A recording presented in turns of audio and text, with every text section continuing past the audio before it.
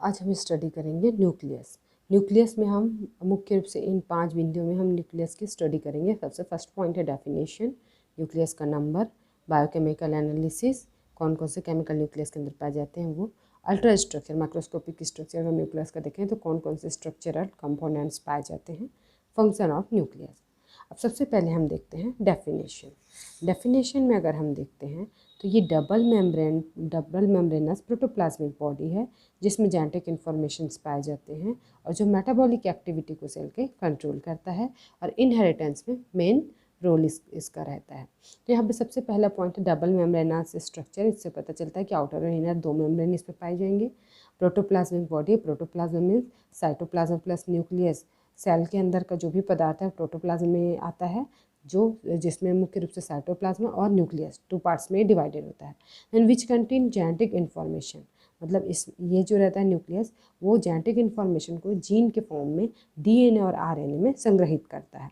And control all metabolic activity of cell. Nucleus क्या करता है, जितने भी सेल में जो भी मेटाबॉलिक एक्टिविटी है वो सबको ये कंट्रोल करता है। And play main role in inheritance, एक पीढ़ी से दूसरे पीढ़ी जो भी जेनेटिक कैरेक्टर्स हैं उनके ट्रांसमिशन में भी इसका मुख्य रोल रहता है न्यूक्लियस का, with the help of genetic material. ठीक है, अब उसके बाद हम सेकंड देखते हैं।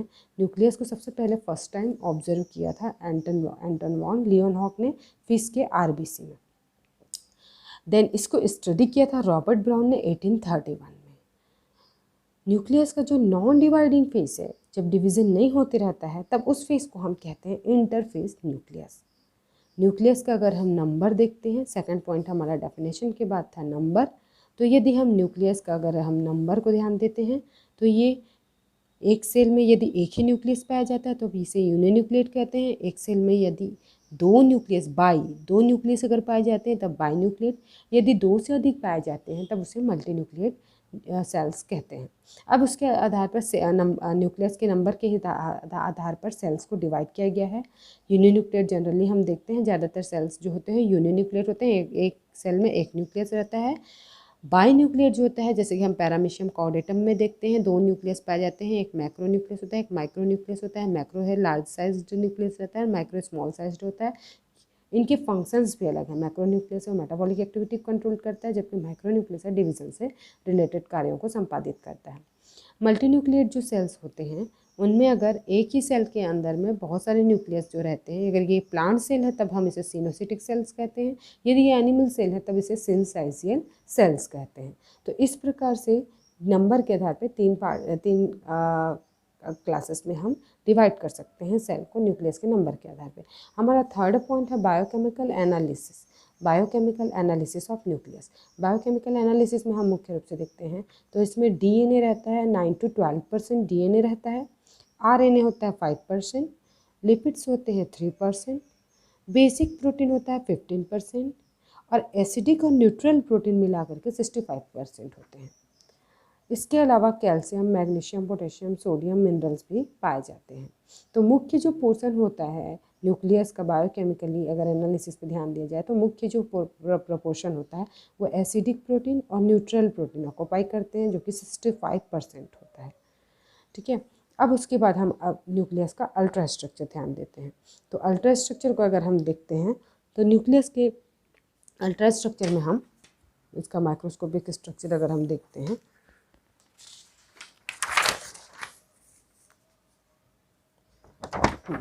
Ultra structure of nucleus. तो अल्ट्रा स्ट्रक्चर अगर हम देखते हैं न्यूक्लियस का तो मुख्य रूप से जो न्यूक्लियस होता है उसको हम 5 स्ट्रक्चरल कंपोनेंट्स में डिवाइड कर सकते हैं। सबसे जो फर्स्ट वाला होता है वो है सबसे आउटर मोस्ट जो बाउंड्री रहती है न्यूक्लियस की, न्यूक्लियर इन्वलूप। और सेकंड होता है वो है न्यूक्लियोप्लाज्म। एंड थर्ड होता है वो है न्यूक्लियर मैट्रिक्स। और जो फोर्थ होता है वो है क्रोमैटिन। और जो फिफ्थ होता है वो है न्यूक्लियोलस। तो अब पहले हम एक स्ट्रक्चर ड्रॉ कर लेते हैं न्यूक्लियस का।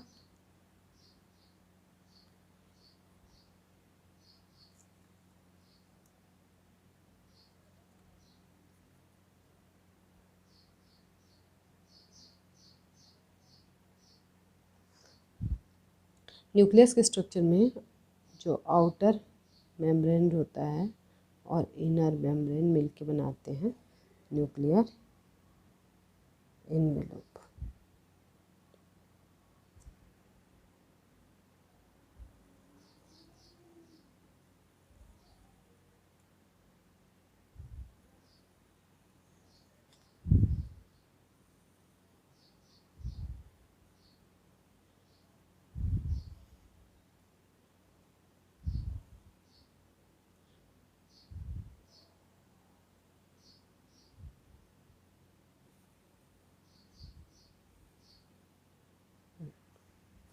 तो जो फर्स्ट पॉइंट है न्यूक्लियर एनवेलोप, इसको देखते हैं हम। तो न्यूक्लियर एनवेलोप होता है वो दो मेम्ब्रेन से मिलकर के बनता है, आउटर मेम्ब्रेन और इनर मेम्ब्रेन। आउटर मेम्ब्रेन और इनर मेम्ब्रेन, ये आउटर मेम्ब्रेन हो गया और ये इनर मेम्ब्रेन हो गया। Outer membrane, inner membrane. जो बीच का जो स्पेस होता है वो कहलाता है पेरी न्यूक्लियर स्पेस। अब ये जो आउटर मेम्ब्रेन है ये कहीं कहीं पे एंडोप्लाज्मिक रेटिकुलम के साथ कनेक्शन में कनेक्टेड रहता है। इसके अलावा यदि हम देखते हैं तो इसमें राइबोसोम, अगर आर है रफ एंडोप्लाज्मिक रेटिकुलम है तो यहाँ पे राइबोसोम भी बहुतायत में यहाँ पर न्यूक्लियर मेम्ब्रेन के आउटर मोस्ट मेम्ब्रेन में चिपके हुए रहते हैं न्यूक्लियर मेम्ब्रेन में। तो ये जो दिख रहा है ये राइबोसोम, और ये है रफ एंडोप्लाज्मिक रेटिकुलम। तो इस तरह से न्यूक्लियर इन्वेलोप है outer membrane, inner membrane, perinuclear space, जिसमें आउटर मेम्ब्रेन में राइबोसोम चिपके रहते हैं और आउटर मेम्ब्रेन है वो रफ एंडोप्लाज्मिक रेटिकुलम के कनेक्शन में रहता है। इसके अलावा भी हम देखते हैं तो इसमें जो न्यूक्लियर मेम्ब्रेन है वो कंटिन्यूअस नहीं है, बीच में खाली जो हमें पोर्स दिख रहे हैं, ये जो खाली जगह है जिन्हें हम न्यूक्लियर पोर कहते हैं,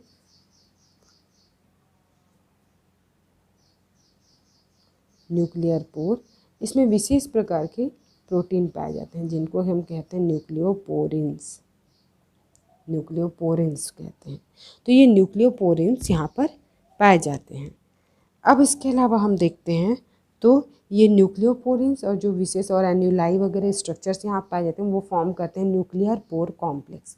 न्यूक्लियर पोर कॉम्प्लेक्स का मेन काम रहता है कि कोई भी जो मटेरियल है जो अंदर से बाहर आएगा या बाहर से वो अंदर जाएगा उसको कंट्रोल करना, उसके पैसेज को कंट्रोल करना। तो ये जो न्यूक्लियर पोर्स होते हैं ये पैसेज को कंट्रोल करते हैं। अब उसके बाद सेकंड जो हमारा स्ट्रक्चर है वो है न्यूक्लियोप्लाज्म। जो न्यूक्लियोप्लाज्म होता है वो न्यूक्लियस के अंदर कि जो भी स्ट्रक्चर है, जो भी अंदर में जो भरा हुआ है, जो भी मटेरियल, वो सब अंदर की पूरी चीज़ें न्यूक्लियोप्लाज्म कहलाती हैं। अब ये जो न्यूक्लियोप्लाज्म होता है ये ट्रांसपेरेंट होता है। न्यूक्लियोप्लाज्म जो होता है ये ट्रांसपेरेंट होता है और साथ ही ये इसमें मुख्य रूप से पाए जाते हैं कुछ इसमें न्यूक्लियोसाइड्स रहते हैं, न्यूक्लियोसाइड्स।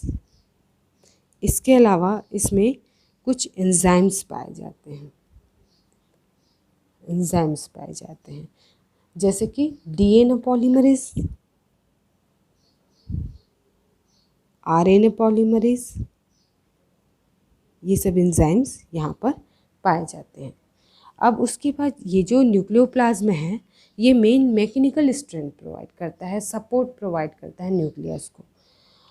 इसमें साथ ही इसमें जो एंजाइम्स हैं उसमें डीएनए पॉलीमरेज, आरएनए पॉलीमरेज और न्यूक्लियोसाइड फॉस्फोरिलेज, वो आगे की जो प्रोसेस होगी न्यूक्लियस के अंदर में जो प्रोसेस होगी, चाहे डीएनए रेप्लिकेशन हो, चाहे वो आगे ट्रांसक्रिप्शन हो, वो सब जो प्रोसेस हैं उनमें ये एंजाइम्स अपनी महत्वपूर्ण भूमिका अदा करते हैं। ठीक है। अब उसके अलावा आ जाते हैं, हमारा थर्ड पॉइंट है न्यूक्लियर मैट्रिक्स। तो न्यूक्लियर मैट्रिक्स को देखते हैं। तो न्यूक्लियर मैट्रिक्स जो होता है वो फाइन फाइब्रिल्स का नेटवर्क होता है, network of fine fibrils. Network of fine fibrils.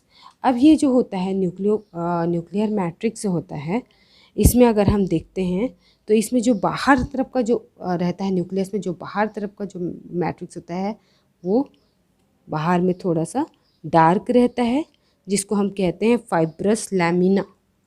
जो बाहर तरफ होता है वो डार्क होता है और इसे हम कहते हैं फाइब्रस लैमिना। ये जो न्यूक्लियर मैट्रिक्स में जो फाइब्रिल्स पाए जाते हैं, ये जो फाइब्रिल्स होते हैं न्यूक्लियर मैट्रिक्स के, ये मेन इनका जो मुख्य काम है वो है अंदर में जो भी क्रोमैटिन्स पाए जाएंगे, क्रोमैटिन्स, उनके लिए प्लेटफॉर्म देना, अटैचमेंट के लिए, उनके अटैचमेंट के लिए प्लेटफॉर्म देना। साथ ही ये जो क्रोमैटिन होते हैं उनके जो टीलोमियर एंड है उनके लिए भी ये अटैचमेंट के लिए साइट देता है, स्थान देता है कि यहाँ पर वो अटैच हो सके। इसके अलावा अगर हम और देखते हैं तो जो न्यूक्लियर मैट्रिक्स होता है वो न्यूक्लियर पोर कॉम्प्लेक्स जो फॉर्म होते हैं यहाँ पर, न्यूक्लियर पोर कॉम्प्लेक्स, उसमें भी इसकी भूमिका रहती है। इस तरह से अंदर से बाहर, बाहर से अंदर जो भी पदार्थ हैं जो न्यूक्लियर पोर कॉम्प्लेक्स के कंट्रोल में रहते हैं, उनमें भी इसकी भूमिका, न्यूक्लियर मैट्रिक्स की मेन भूमिका रहती है। अब हम आ जाते हैं मेन स्ट्रक्चर है जो न्यूक्लियस के अल्ट्रास्ट्रक्चर में, वो है क्रोमैटिन, उसको देखते हैं। तो ये जो क्रोमैटिन होते हैं इसका नाम है, क्रोमा शब्द मीन्स कलर्ड। तो ये जो अंदर का जो न्यूक्लियस के भीतर का धागे की समान संरचना हमें दिख रही है, जो बेसिक डाई से कलर्ड हो जाती है, उसे हम कहते हैं क्रोमैटिन। तो ये बेसिक डाई से स्टेन हो जाते हैं, इसलिए हम इसे क्रोमैटिन कहते हैं। अब ये जो क्रोमैटिन होते हैं वो दो प्रकार के होते हैं, यूक्रोमैटिन और कहीं कहीं पे डार्कली स्टेन्ड होते हैं, जहाँ पर कुछ जगह पे क्रोमैटिन होते हैं वो डार्क स्टेन्ड होते हैं, उन्हें हम कहते हैं हेट्रोक्रोमैटिन, यूक्रोमैटिन, हेट्रोक्रोमैटिन। अब ये जो यूक्रोमैटिन होते हैं वो नैरो होते हैं, पतले होते हैं, और जो हेट्रोक्रोमैटिन है वो थिक होते हैं। यूक्रोमैटिन है उसमें एक्टिव जीन्स पाए जाते हैं, जबकि हेट्रोक्रोमैटिन में एक्टिव जीन्स नहीं पाए जाते हैं।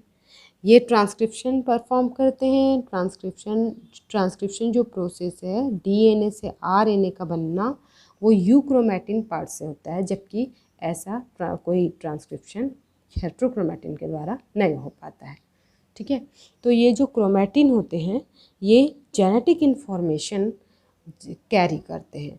तो ये जो क्रोमैटिन अभी पतले पतले धागे के समान दिख रहे हैं, अभी जब इनमें सेल डिवीज़न स्टार्ट हो, प्रिपरेशन हो रही है, इंटरफेस न्यूक्लियस रहता है, तब ये हमको क्रोमैटिन नज़र आते हैं।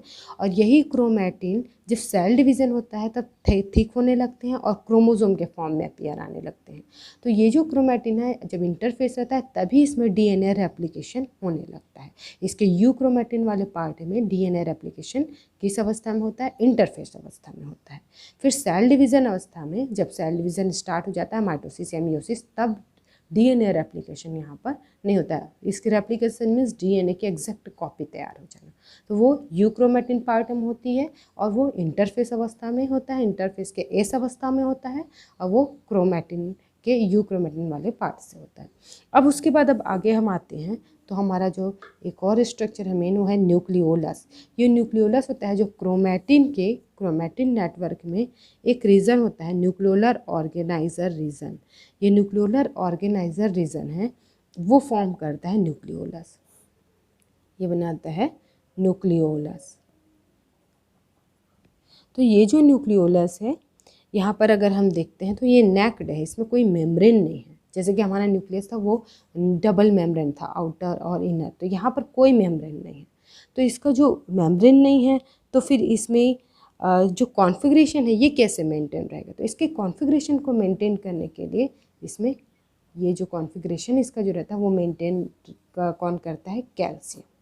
तो न्यूक्लियोलस का जो कॉन्फ़िगरेशन है उसको मेंटेन कौन करके रखता है? कैल्शियम मेंटेन करता है। अब उसके बाद हम देखते हैं न्यूक्लियोलस को अगर हम देखें तो न्यूक्लियोलस जो रहता है ये इसके स्ट्रक्चर में अगेन इसको हम 4 स्ट्रक्चरल कंपोनेंट्स में डिवाइड कर सकते हैं। एमॉर्फस, मैट्रिक्स, सेकंड वन है ग्रैन्युलर मैट्रिक्स, न्यूक्लियोलस में अगर हम देखें तो फर्स्ट है अमॉर्फस मैट्रिक्स, सेकंड है granular matrix. Then third one हम देखते हैं तो थर्ड है फाइब्रिलर मैट्रिक्स और फोर्थ है क्रोमैटिन पोर्शन। अब ये जो न्यूक्लियोलस है, इसके अंदर के जितने भी स्ट्रक्चर्स हैं, जो भी कंपोनेंट्स भरे हैं, उनको हम इन 4 पार्ट्स में स्टडी करेंगे। तो सबसे पहले हम देखते हैं amorphous matrix. Amorphous matrix means homogeneous. ये वाला जो मैट्रिक्स का पोर्शन है ये होमोजीनस है। यहाँ पर सभी चीज़ें समान रूप से पूरी तरह से वितरित रहती हैं, ठीक है। तो ये जो एमॉर्फस मैट्रिक्स है, ये इसमें मुख्य रूप से प्रोटीन ही पाया जाता है। अब दूसरा जो होता है वो ग्रैन्युलर मैट्रिक्स है। ग्रैन्युलर मैट्रिक्स में प्रोटीन के साथ आरएनए भी पाया जाता है। प्रोटीन रहेगा ही और साथ ही प्रोटीन के साथ रहेगा, प्रोटीन के साथ यहाँ पर रहता है, प्रोटीन के साथ आरएनए। एक और बात ये है कि जो ये इसमें प्रोटीन है ये डबल रहता है। आरएनए जो रहता है उसका जस्ट डबल रहता है प्रोटीन। तो ये जो ग्रैन्युलर मैट्रिक्स है पूरे ग्रैन्यूल्स, दाने दाने की समान संरचना से भरा होता है। जब हम न्यूक्लियोलस का डायग्राम बनाते हैं तो हम अंदर में दाने दाने समान संरचना उसमें ड्रॉ करते हैं। तो ये दानेदार जो संरचना है वो यही ग्रैन्यूल से बनती है। ग्रैन्यूल्स जो होती है, जो दानेदार संरचना, वो ग्रैन्यूल से है और ये ग्रैन्युलर मैट्रिक्स फॉर्म करती है, जो मुख्य रूप से प्रोटीन और आरएनए का बना होता है। अब ये जो प्रोटीन और आरएनए का बना हुआ जो ग्रैन्युलर मैट्रिक्स है, इसको ये माना जाता है कि प्रिकर्सर ऑफ राइबोसोम है। ये प्रिकर्सर ऑफ राइबोसोम है, मीन्स ये बाद में राइबोसोम का निर्माण करेगा। अब जो फाइब्रिलर मैट्रिक्स है, ये भी प्रोटीन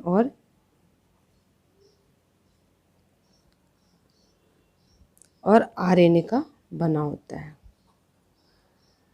तो ग्रैन्युलर के समान इसमें भी प्रोटीन और आरएनए पाया जाता है, पर इसमें जो प्रोटीन और आरएनए होते हैं पर वो दानेदार ग्रैन्यूल्स के फॉर्म में न होकर पतले पतले फाइब्रिल्स के फॉर्म में होते हैं। एकदम छोटे छोटे पतले पतले फाइब्रिल्स के फॉर्म में होते हैं। और ये माना जाता है कि ये जो फाइब्रिलर मैट्रिक्स है ये बाद में ग्रैन्युलर मैट्रिक्स से फॉर्म करता है, मीन्स ये ग्रैन्यूल्स में कन्वर्ट हो जाते हैं और ग्रैन्युलर मैट्रिक्स से फॉर्म करते हैं। तो ये ग्रैन्युलर मैट्रिक्स से फॉर्म कर फाइब्रिलर मैट्रिक्स है वो ग्रैन्युलर मैट्रिक्स से फॉर्म करता है। फिर उसके बाद हम आ जाते हैं क्रोमैटिन पोर्शन। तो ये जो क्रोमैटिन पोर्शन होता है न्यूक्लियोलस का, इसमें दो प्रकार उसकी स्ट्रक्चर के हिसाब से क्रोमैटिन जो पाए जाते हैं अंदर में, उसको 2 प्रकार में डिवाइड किया गया है, पेरीन्यूक्लियोलर और इंट्रान्यूक्लियोलर। पेरीन्यूक्लियोलर मतलब जैसे अगर हम देखेंगे तो न्यूक्लियोलस के जो बाहर में जो क्रोमैटिन पार्ट्स पाए जाते हैं उन्हें हम बोलेंगे पेरीन्यूक्लियोलर, और जो न्यूक्लियोलस के अंदर पार्ट में पाए जाएंगे उन्हें हम बोलेंगे इंट्रान्यूक्लियोलर क्रोमैटिन। तो 2 प्रकार से हम इसके क्रोमैटिन को पेरीन्यूक्लियोलर और इंट्रान्यूक्लियोलर टाइप के क्रोमैटिन पाए जाते हैं। तो अब उसके बाद हम देखते हैं कि ये जो न्यूक्लियोलस है इसमें मुख्य रूप से हम देखेंगे तो प्रोटीन रहता है, आरएनए प्लस प्रोटीन होते हैं, क्रोमैटिन पार्ट्स होते हैं और फाइब्रिल्स के फॉर्म में स्ट्रक्चर होता है और ग्रैन्यूल के फॉर्म में स्ट्रक्चर होता है। अब उसके बाद हम आ जाते हैं न्यूक्लियोलस का हम फंक्शन भी थोड़ा यहाँ पर देख लेते हैं। तो न्यूक्लियोलस के फंक्शन में जो मेन चीज़ है, राइबोसोमल आरएनए का जो निर्माण होता है वो इस पोर्शन से होता है, न्यूक्लियोलस से राइबोसोमल आरएनए का निर्माण होना, राइबोसोम का निर्माण होना, न्यूक्लियोप्रोटीन का निर्माण होना,